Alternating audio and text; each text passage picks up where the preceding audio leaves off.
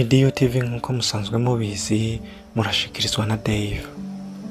Nkaba nkwibutsa nimba ari ryambere uje kwicano gukanda subscribe, gufungura inzogera kugira ubashe kubana natwe mu biganiro tuzoza turabashikiriza hano. Uno musi rero tukaba tugiye kurabira hamwe ibintu bitandatu umuhungu adakwiye gukorera umukobwa mu gihe batarabana. Nkagusaba we muhungu nyumva kuntega amatwi ku ca gatatu n'ica kane kuko vyo birihariye cyane.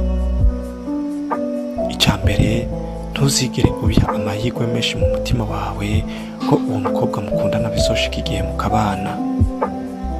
Ibi bikunze gutungura abahungu benshi basanze ibyo baziga ku bakobwa bakundana atariko bigenze, ndetse kandi biranababaza cyane iyo wiyumviriye ko ubuzima bwiza wari wibaza kuzobanamo n'uwo mukobwa buhindutse. No guhanura gukundana nawe ariko ukaba wirengagije ibintu byo kwiyumvira kuzobana nawe mu gihe mutarabyinjiramo neza.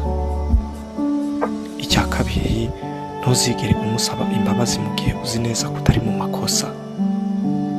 Burya abahungu benshi bakunze gutsindwa n'iki kintu babitewe n'ubwoba bafise bwo gutakaza uwo bakundana, ariko burya umukobwa umusavye imbabazi kandi atari we uri mu makosa bituma we muhungu ubikora usuzugurika. Niyo uwo mukobwa aba abona ko uciye bugufi, akantu ko kugusuzugura nikabura kuko aba yabonye ko ivyo yogukorera vyose wovyakira. Icya gatatu umuhungu adakwiye gukorera umukobwa mu gihe batarabana, ntuzigere ufata inshingano ziwe canke z'abavyeyi biwe. Umusore umurikirana, menya neza inshingano zawe ukore kugira witeze imbere, apana ko umukobwa aba inshingano zawe mu gihe hataragera.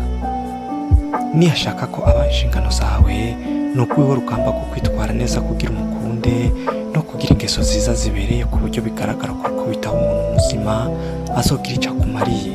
Apana ko ukunda umukobwa kubera bikuvuyemwo, ahubwo ukunda umukobwa kubera yabigizemo uruhara ko kumukunda. Reka tuje ku ca kane. Nimba umukobwa mukundana kuciye inyuma mutarabana, mubabarira ariko ntugasubirane nawe. Burya abasore bamutahura ko umukobwa yakuciye inyuma aba atazi kwigenera umuhungu ashaka uko aba ameze. Rero iyo haje uwundi muhungu afise ico akurushije, uwo mukobwa ntabasha kwikontorora kuko ntiyigeze afata ingingo yo kugukunda haba mu bihe bibi canke vyiza. Icya gatanu, ntuzigere ugwanira umukobwa kugira mugumane mu gihe we ashaka kwigendera. Abahungu benshi ntibakunze kwemera yuko uwo bakunze abasiga akagenda, gutyo bikabatuma kumwinginga ndetse no kumukorera byinshi bishoboka kugira bikunde abagarukire.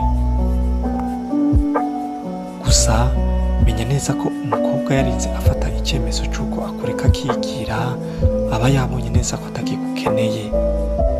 Rero biba vyiza iyo umuretse akigendera kuko si umugore wawe. Reka tuje ku ca nyuma, ntuzigere ukora ikosa ryo kugarukana umukobwa yagutereranye kubera abonye ko usigaye umeze neza. Mureke abeho ubuzima bwiwe bwo kwicuza, nibwo amenya ko yakoze ikosa ryo kugutererana. Nuko rero nkaba ndangije shimira mwebwe mwese mwafashe akanya ko kunkurikirana. Mwari kumwe na Dave wikunze. Nimba nawe ufise icyo ushikiriza canke ukongera ko kuri ibi mvuze, andika ngaho muri commentaire. Murakoze cyane, mugira ibihe byiza.